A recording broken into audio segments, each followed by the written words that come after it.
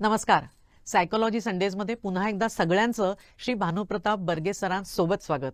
आपण गेल्या भागामध्ये या गुन्हेगारांची मानसिकता कशी असते, सरांचं करिअर कसं सुरू झालं आणि या संदर्भात गप्पा केल्या. पण आज बघणार आहोत की सरांचे वेगवेगळे अनुभव आणि त्यातून त्यांनी काय काय घेतलं आणि त्यांच्या अनुभवातनं आपल्याला काय शिकायला मिळणार. तेव्हा पुन्हा एकदा बर्गे सरांचं मनपूर्वक स्वागत.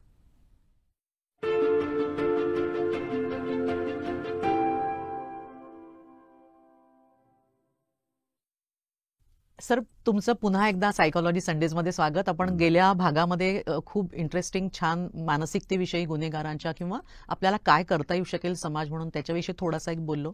आज अजून काही तुमच्याकडनं जाणून घ्यायचं आहे. तेव्हा आज माझा पहिला प्रश्न असा आहे की मी तुमचे ना म्हणजे एक प्रोफेशनच्या रिलेटेड बघता वेषांतर केलेले पण फोटो पाहिलेत बरं का. तर थोडंसं आम्हाला त्या याने पण ऐकायला म्हणजे मला आवडेल म्हणण्यापेक्षा तसं का करायला लागतं आणि त्यांनी तुम्हाला काही हे नसतं का, म्हणजे थ्रेट्स काही नसतात का त्यात? कसं असतं की वेषांतर करून कुठलीही कारवाई करण्यासाठी जी अगोदर कुठली कारवाई समजा आमच्याकडे एखादी इन्फॉर्मेशन आली आणि ते इन्फॉर्मेशन ज्यावेळेस येते त्यावेळेस त्याची पूर्वतयारी किंवा गुन्हेगाराची त्या ठिकाणी काय तयारी आहे, किती लोक आहेत, त्यांच्याकडे काय कुठली साधनसामुग्री, कुठले हत्यार आहेत, कसे जातात, कसे येतात, किती अग्रेसिव्ह आहे, ह्याचा थोडा अभ्यास हा नक्की केला जातो. आणि ज्यावेळेस तुमच्याकडे कन्फर्म इन्फॉर्मेशन नसते की एक सामान्यतः एखाद्या भागामध्ये टेररिस्ट लोक येऊन राहिले की समजा की तुम्हाला उदाहरण द्यायचं झालं तर मीरा भाईंदरच्या परिसरामध्ये खलिस्तानवादी काही येऊन राहिलेले होते. ज्या खलिस्तानवाद्यांचा जनरल अरुण कुमार वैद्यांचा जो आपण मर्डर मागच्या एपिसोडमध्ये बोललो, तो मर्डर पुण्यामध्ये झाल्यानंतर त्यांची हत्या करणारे जे आरोपी होते ते येरोडा जेलमध्ये बंद होते आणि त्या येरोडा जेलमधल्या आरोपींना सोडावं याकरता काही खलिस्तानवाद्यांनी प्लॅनिंग केलेलं होतं. त्या प्लॅनिंगमध्ये त्यांनी असं ठरवलेलं होतं की धीरूभाई अंबानींचं किडनॅपिंग करायचं आणि पुण्यामध्ये शिकणाऱ्या त्यावेळेचे पंतप्रधान श्री नरसिंहराव यांच्या नातीचं अपहरण करून त्यांना अपहरण केल्यानंतर दोघांना ठेवून मग ह्या जे टेररिस्ट त्या ठिकाणी जेलमध्ये आहेत त्यांना सोडवण्यासाठी त्यांना ते पोलीस ठेवून त्या ठिकाणी त्यांची सुटका करायची. बरोबर. हे प्लॅनिंग ज्यावेळेस इन्फॉर्मेशन आल्यानंतर की जे टेररिस्ट त्या भागामध्ये राहत होते त्या भागामध्ये जाऊन आमचे काही अधिकारी, म्हणजे मी तरी एका बिल्डिंगमध्ये वॉचमन म्हणून काम केलं त्या ठिकाणी, दुसरा एक आमचा सूर्यवंशी नावाचा अधिकारी होता, त्यांनी तर बिगारी कामगार म्हणून काम केलं त्या ठिकाणी की अक्षरशः फाटके कपडे घालून तो रोज विटांची घमेलं वरती चढवत होता, येत होता, खाली घेऊन येत होता. की अशा पद्धतीने वेगवेगळ्या अधिकाऱ्यांनी वेगवेगळे त्या ठिकाणी वेषांतर करून, आता तुमचा वेषांतराचा विषय आला म्हणून हे उदाहरण दिलं मी, की ज्यावेळेस हे करतो तुम्ही त्यावेळेस तुम्हाला हे रोजच्या जीवनातलं नसतं. तुम्हाला साधा वॉचमनचा ड्रेस घालायचा म्हटलं तरी खूप ऑकवर्ड होऊन जातं. बाकी काम करणं तर म्हणजे अक्षरशः त्यावेळेस तिसऱ्या मजल्यावरचे एक मॅडम तर मला सारखे बोलून 10 रुपये द्यायचे, दूध आणायला पाठवायचे, बिस्किट आणायला पाठवायचे. की अशा ह्या गोष्टी त्या ठिकाणी घडत असताना तुम्हाला त्या प्रोफेशनला साजेसं त्या ठिकाणी राहावं लागतं, कुठेही डाऊट यायला नाही पाहिजे. त्यानंतरच्या एका काळामध्ये तर अक्षरशः ड्रायव्हर म्हणून मुस्लिम म्हणून मी हे काम केलं, एक ड्रायव्हर मुस्लिम, आणि टेररिस्ट लोक माझ्या गाडीमध्ये बसलेले असायचे का तर बाकीचं मोठं नेटवर्क पकडायचं होतं म्हणून त्यांना आम्ही लगेच अरेस्ट केलेलं नव्हतं. त्यांना एक टेररिस्टच्या जो कन्वर्ट झालेला होता पोलिसांना मदत करायसाठी त्याच्या माध्यमातून मी ड्रायव्हर म्हणून काम केलं. अक्षरशः नमाजच्या वेळेला मी नमाज पढायचो आणि मला सुदैवाने मी डोंगरी पोलीस स्टेशन पहिलंच केलं असल्यामुळे तिथंच मी शिकलेलो होतो ते. आणि हे सर्व करत असताना कुठलाही संशय जर आला त्यांना तर त्या ठिकाणी आपलं जीवन संपलं अशा पद्धतीचं असतं. की वेषांतर हा फक्त सिनेमामधल्या लोकांनीच करावा. बाकी मी तर म्हणतो की प्रोफेशनमध्ये खूप अवघड जातं ते, कारण ते नट होणं किंवा हिरो हिरोईन होणं सुद्धा एवढं सोपं नाही. की ज्या पद्धतीने आम्ही हे काम करताना तात्पुरत्यासाठी आम्ही जे काय थोडे चेंजेस आमच्यामध्ये केले त्यावेळेस हे जाणवलं की किती अवघड असतं. आणि जसे म्हणजे पोलीस किंवा अधिकारी हे सगळे या क्षेत्रातले तज्ञ आहेत तसे त्याला काउंटर तज्ञ ते त्यांनाही तुमच्या बॉडी लँग्वेज मधला फरक कळतच असणार. नक्कीच त्याच्यामध्ये त्यांचं जास्त लक्ष असतं, उलट आपल्यापेक्षा त्यांचं जास्त लक्ष असतं की अशा पद्धतीने ते झाकून कसं राहील अशा पद्धतीने ते वेषांतर केलं जातं. मग एकदा तर आम्ही सेंटर हॉटेलमध्ये रेड केलेली होती. एक सुनील सावंत म्हणून खूप मोठा गुंड होता, दाऊदचा एकदम राईट हँड होता त्या काळामध्ये. त्याच्यासाठी आम्ही बारात घेऊन गेलो त्या ठिकाणी की सूट बूट घालून, ते जरा तरी सोपं होतं. परंतु ज्यावेळेस तुम्ही कुठलंही असं दाढी लावून किंवा त्या ठिकाणी वेगळ्याच धर्माचं तुम्ही ते वेषांतर करता त्यावेळेस ते खूप अवघड जातं सगळ्यांसाठीच. पण तरीही तुमची खरंच दाद द्यायला पाहिजे सगळ्याच म्हणजे हे जे देशासाठी अगदी डायरेक्ट कामं करणारे आहेत जीवावरचं आणि जोखमीचं काम घेऊन म्हणजे हे खरंच पटतं की कंट्री फर्स्ट हे जे मगाशी मी बरोबर. बोलले हो. ते इट्स जे तुम्ही ते जगता ऍक्च्युली. अगदी खरं बरोबर आहे, आहे. खरं आहे. सर पण जसं तुम्ही हे केलं म्हणजे वेषांतर असेल किंवा बाकीचे सगळे आहेत तर तुमचा अजून एक वेगळा अनुभव आहे की ज्याच्यामध्ये तुम्ही अमिताभ बच्चन आणि माननीय बाळासाहेब ठाकरे यांचे बॉडीगार्ड म्हणून पण तुम्ही बरोबर. काम केलेलं आहे. तर थोडा तिथला पण अनुभव ऐकायला छान वाटेल. की त्या काळामध्ये की एसपीयू नावाचा ज्यावेळेस इंदिरा गांधींची हत्या झाली त्यानंतरच्या काळामध्ये राज्य स्तरावरती सुद्धा एक एसपीयू नावाचा स्पेशल प्रोटेक्शन युनिट तयार करण्यात आलेलं होतं आणि त्याच्या माध्यमातून व्हीआयपी लोकांना सिक्युरिटी देण्यात. अच्छा. आणि ते सिक्युरिटी अशी आमच्या ड्युट्या ज्या असायचे 12 तास असेल 24 तास असेल 8 तास असेल जसं सिक्युरिटीचं त्यावेळेस रिक्वायरमेंट होती त्या पद्धतीच्या होत्या आणि आम्ही ते ट्रेनिंग चांगल्या पद्धतीने 3 महिन्याचं ट्रेनिंग होतं ते स्पेशल प्रोटेक्शन युनिटचं. ते केल्यानंतर माझी नेमणूक आपण सांगितलं तशी श्री अमिताभ बच्चन यांच्याकडे होती, बाळासाहेबांकडे होती आणि नसलीवाडी आपण नाव ऐकलेलं असेल त्यांच्याकडे सुद्धा होती. की हे सिक्युरिटी करत असताना त्यांच्याबरोबर की खरं तर मी आयुष्यातलं हे माणसं का मोठे होतात ते तिथं शिकलो.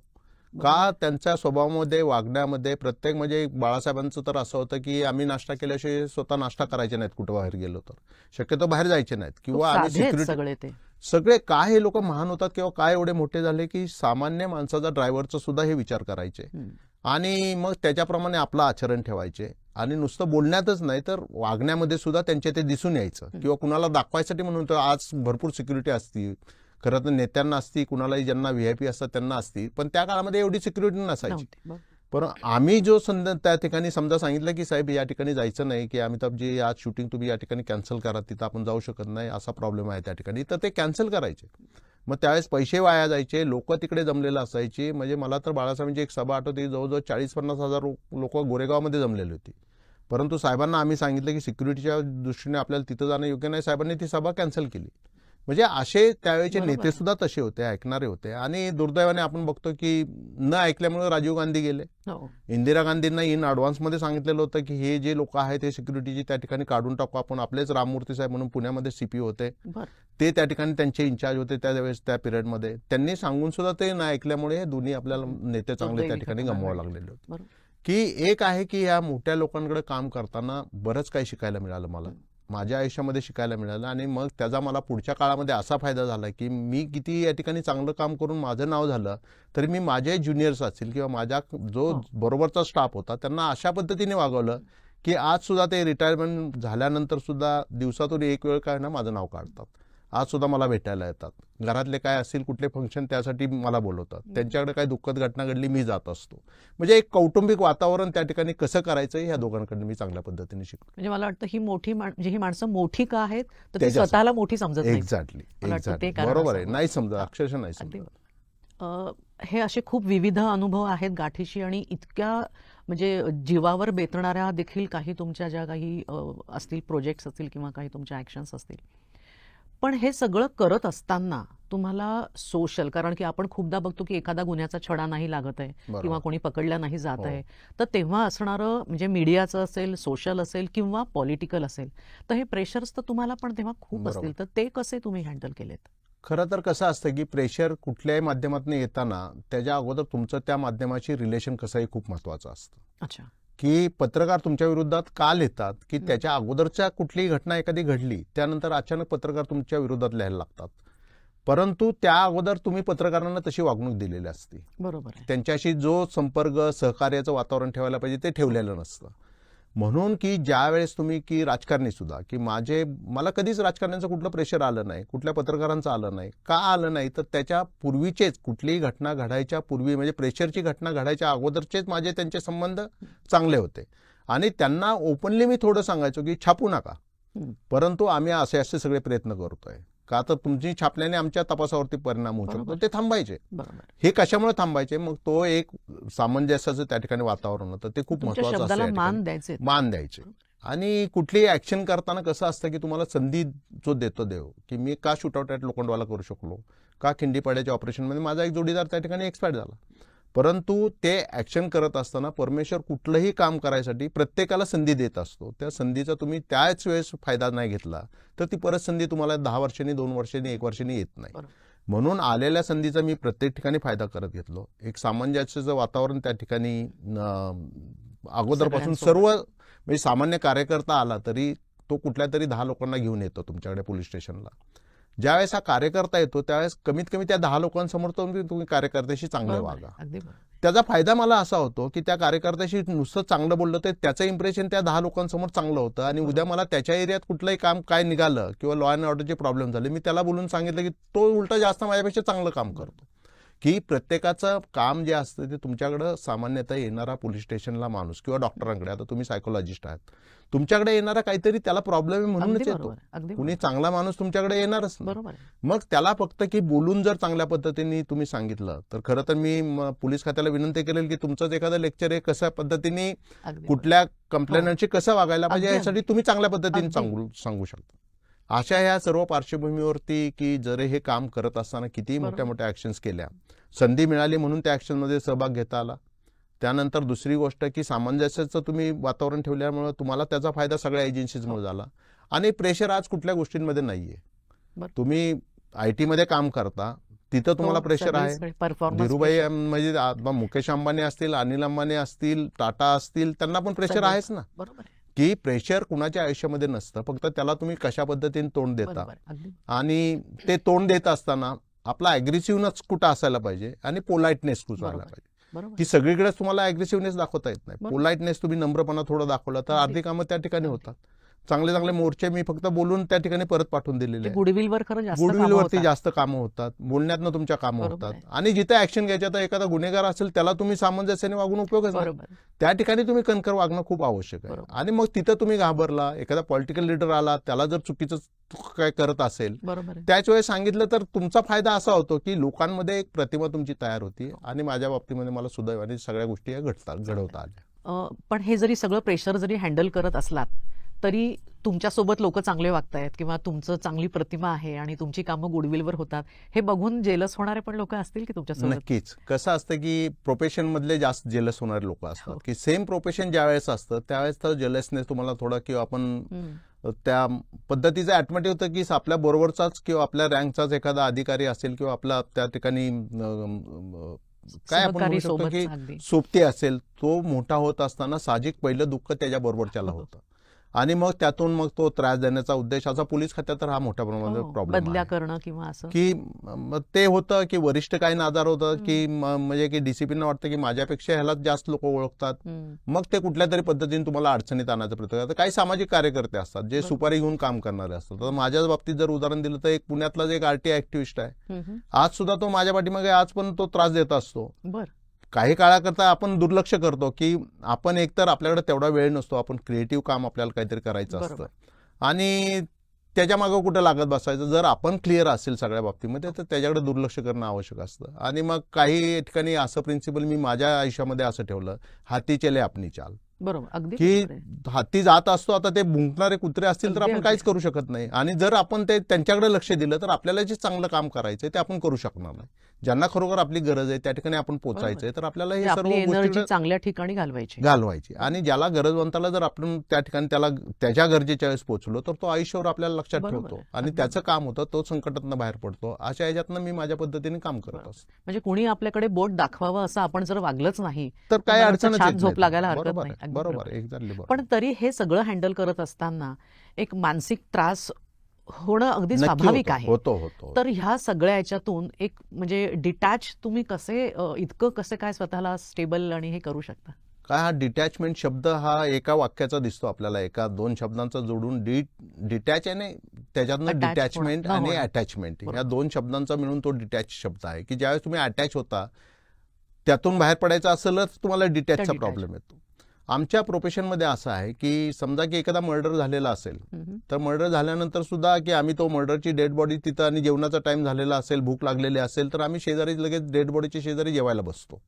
बऱ्याच लोकांना हा प्रश्न पडतो की यांना काय माणुसकी आहे का नाही, परंतु तो एक प्रोफेशनचा भाग बनून जातो. आणि मग दुसरं कसं असतं की तुमची अटॅचमेंट कुठं असते की समजा आता तुम्ही लंडनमध्ये गेलाय, लंडनमध्ये तुम्ही रोडने जात असताना समजा तुम्हाला एका स्ट्रीटवरती ऍक्सिडेंट झालेला दिसला, इंडियनचा ऍक्सिडेंट झालाय समजलं तुम्हाला, तुम्ही थांबता.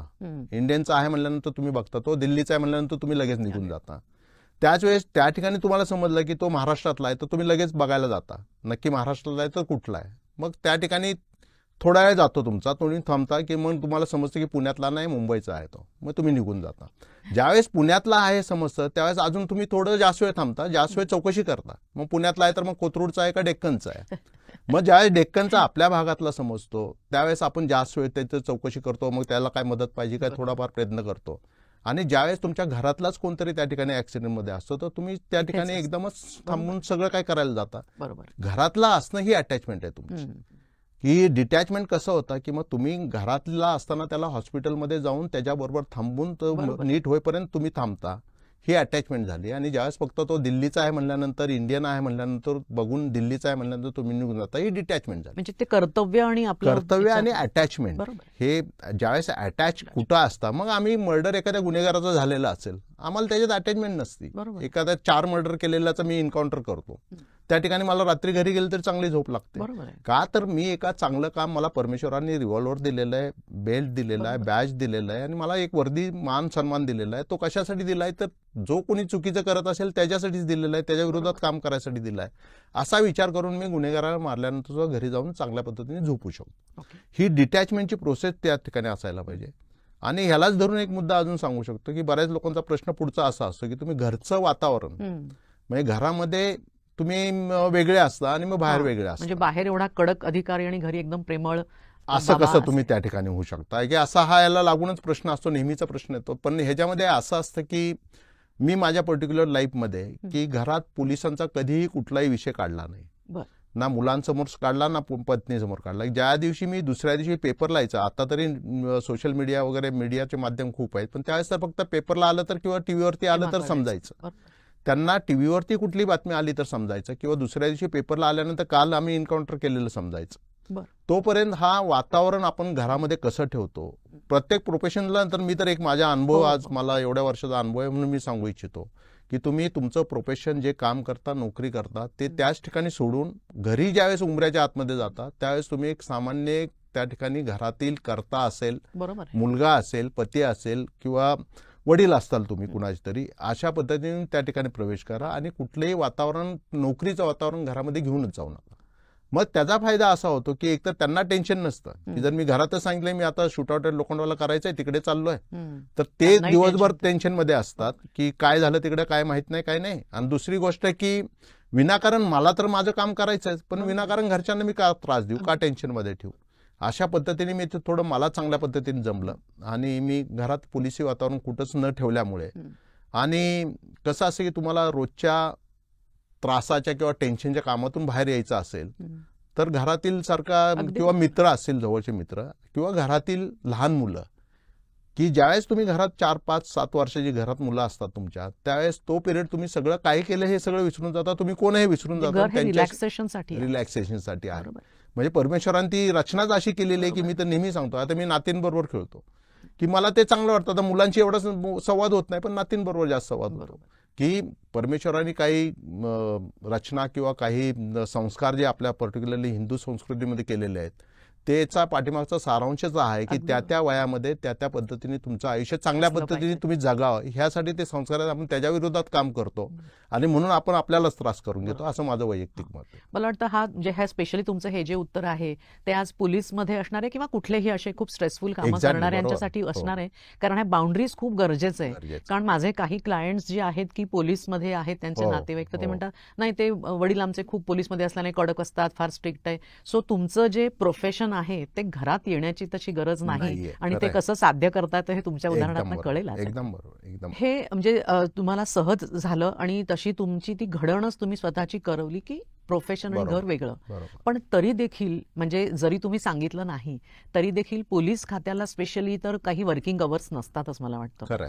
तर घरच्यांची साथ ह्याच्यामध्ये असणं, मग ते मुलांच्या शाळांमध्ये जाऊन पालक मीटिंग अटेंड करणं असेल किंवा त्यांचे काही कार्यक्रम, गॅदरिंग, स्नेहसंमेलन असतील, तर ह्या सगळ्यामध्ये भावंडांसोबत, पालकांसोबत किंवा ह्या सगळ्यांसोबतचं नातं हे बॅलन्स तुम्ही कसं केलं, म्हणजे कसा वेळ त्यांना दिला? खरं आहे की आता म्हणजे आपली एक मानसिकताच अशी घडलेली आहे की वेळ नाही आहे, हे एक्सक्यूज आपण सगळीकडे देतो, कारण देतो.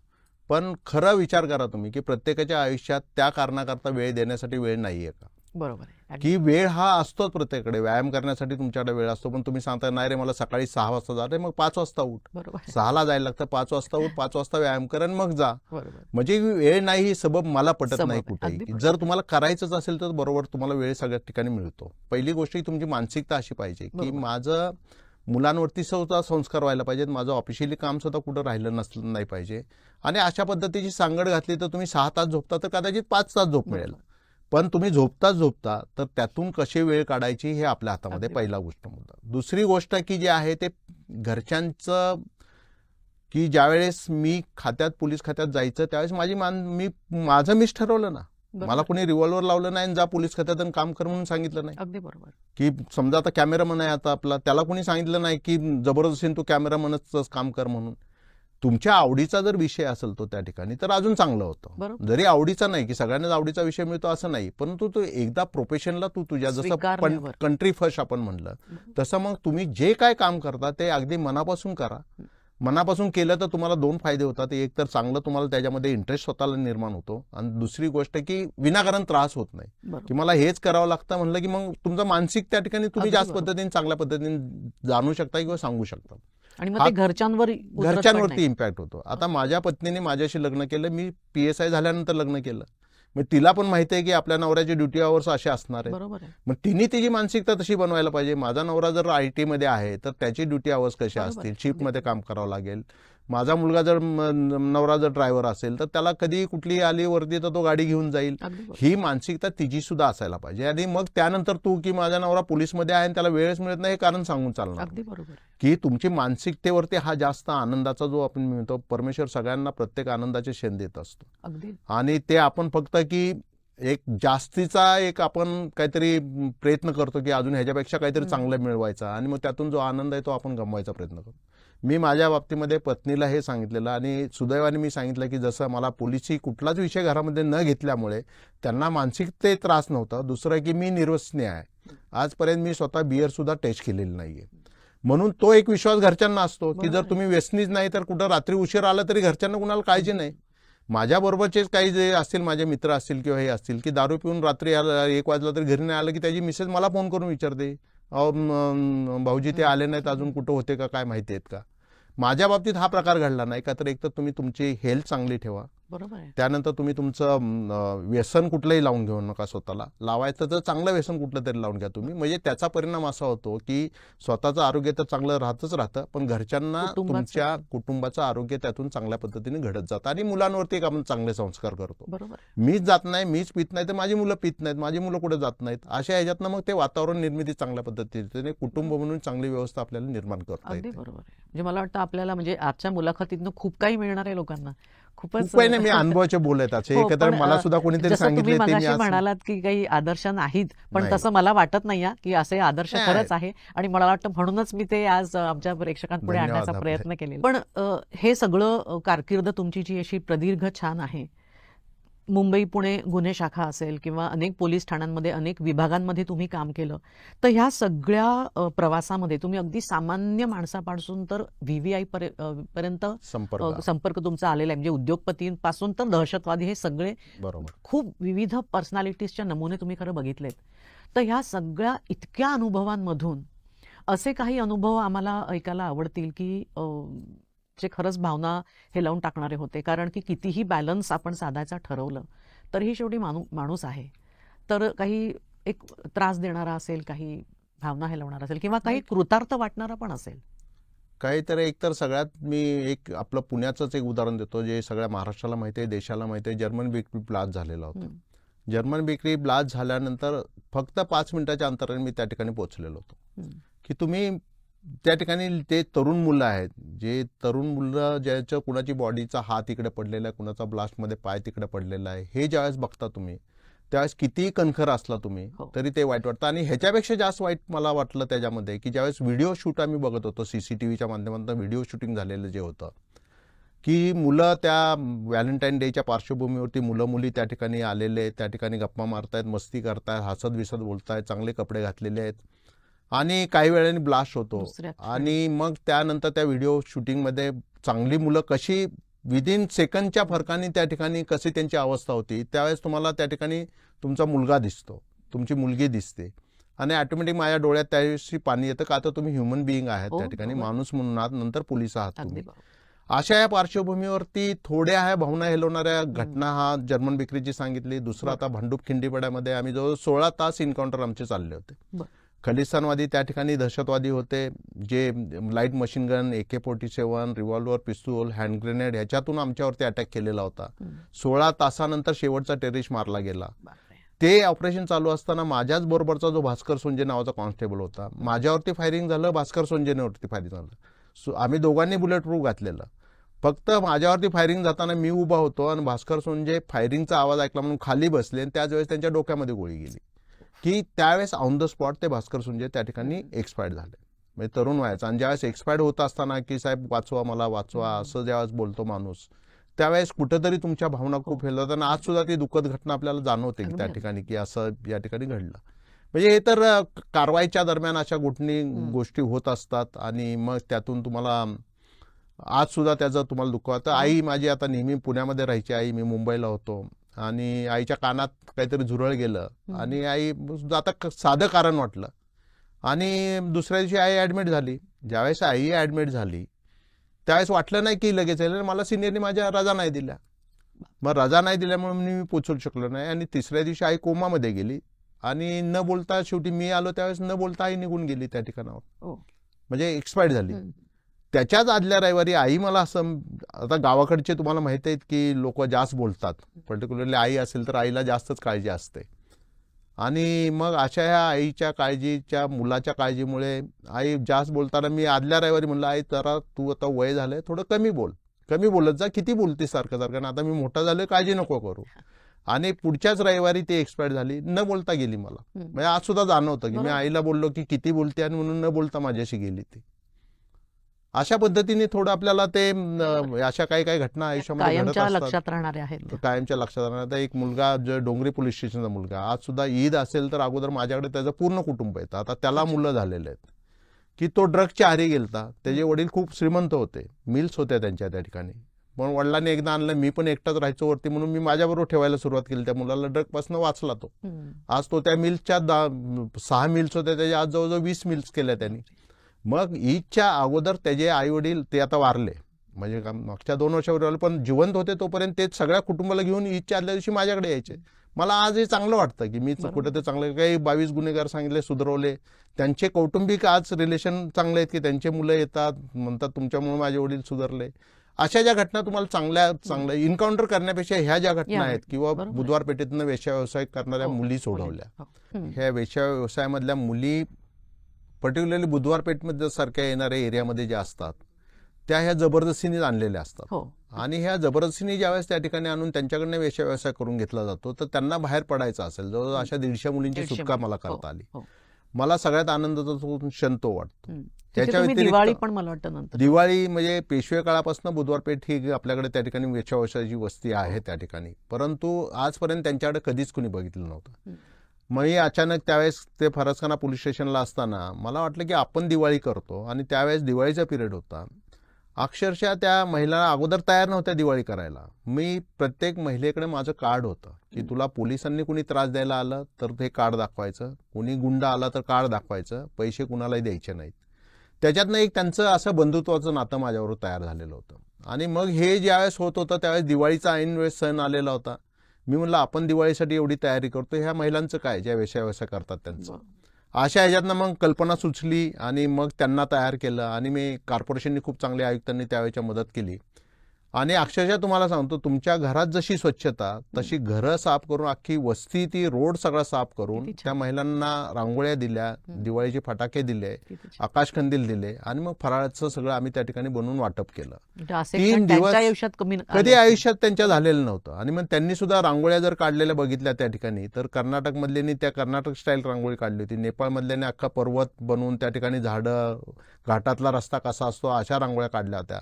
हे मानसिक समाधान आज सुद्धा तुम्हाला समाधान देऊन जातं. आता एक अशीच एक आयसिसचा प्रकार ज्यावेळेस खूप मोठ्या प्रमाणात वाढला, आयसिस जे सिरियामध्ये आपण इसिस म्हणतो, आयसिस म्हणतो, तो प्रकार वाढलेला असताना 10वीतली मुलगी, एक चांगल्या घरातील मुलगी, सुशिक्षित, इंग्लिश मिडियम मध्ये शिकणारी, इथली आपल्या पुण्यातली, टीव्ही ज्यावेळेस 10वीची परीक्षा देऊन टीव्ही बघत असताना तिला एक डॉक्युमेंटरी दिसली आयसिस वरती आणि मग तिचा इंटरेस्ट त्यात तयार झाला. ती अजून सर्च करायला लागली, नेटवरती सर्च करायला लागली, टीव्ही चॅनल बघायला लागली, टेलिग्राम सारख्या ऍपमधनं ती त्यातनं शोधायला लागली की काय प्रकार आहे. आणि मग त्यातून ती कट्टर झाली. तिला त्या लोकांनी कॉन्टॅक्ट केलं, सिरियाच्या एका टेररिस्टने कॉन्टॅक्ट केलं, सिंगापूरचा त्यात हँडलर होता, श्रीलंकाचा हँडलर होता. आणि ती 16 वर्षाची मुलगी विदिन 6 मंथमध्ये पुण्याची ती जी 10वी परीक्षा जज झालेली, ती निकाल यायचा होता, तो वाट बघत असणारी मुलगी सुसाईड बॉम्बर बनायला तयार झाली. आणि ती आमच्यापर्यंत ज्यावेळेस इन्फॉर्मेशन, म्हणजे अक्षरशः जीन्स पॅन्ट घालणारी ती मुलगी, टी शर्ट घालणारी, जीन्स पॅन्ट घालणारी, ती सिरिया टाईप बुरखा घालायला लागली. आपल्याकडचा तरी बुरखा ठीक आहे, सिरियामध्ये बुरखा म्हणजे तुमचं नख सुद्धा दिसायला नाही पाहिजे, फक्त डोळ्याची एवढीच त्या ठिकाणी साईज ओपन असते. अशा ह्या पार्श्वभूमीवरती ती सुसाईड बॉम्बर बनायला तयार झाली. आणि मग नंतर आम्ही तिला, ज्यावेळेस आमच्याकडे बातमी आली त्यावेळेस एकतर लहान मुलगी, तिला मग परत डिरॅडिकलाइज म्हणतो आम्ही त्याला, रॅडिकलाइज झालेली मुलीला डिरॅडिकलाइज प्रयत्न केला. 2 वर्ष जरा ती नीट तरी झाली, पण नंतर परत ती त्यांच्या कॉन्टॅक्टमध्ये आली, काश्मीरमध्ये पकडली गेली आणि आता जेलमध्ये आहे. अरे बापरे. की वाईट हे वाटतं की त्यावेळेस हे काम करत असताना तुम्हाला तुमची लहान मुलं त्या ठिकाणी दिसतात. आणि आपल्या हातून जर असं चांगलं, आता वेश्यावसातला आज सुद्धा त्या गल्लीमध्ये मी गेलो तर एवढ्या जमा होतात की भाई भाई म्हणून सगळं. तर तृतीयपंथी असतील, LGBT असतील, त्याच्यामध्ये त्या ठिकाणी आम्ही ते चांगल्या पद्धतीने काम केलं. एक मानसिक, आपण तुम्ही जो आजाराचा मगाशी उल्लेख केला, त्यातले हे सगळे प्रकार आहेत. त्यातून जर कुणाला बाहेर पडता येत असेल आणि आपल्या मदतीने बाहेर पडत असेल तर नेहमी आनंद देणारं काम ते आपल्याला मिळतं त्याच्यामध्ये. मला वाटतं आजचा म्हणजे परत हा जो काही इंटरव्ह्यू बघतायत तर पालकांनी तर सजग राहणं गरजेचंच आहे मुलांच्या वातावरणामध्ये.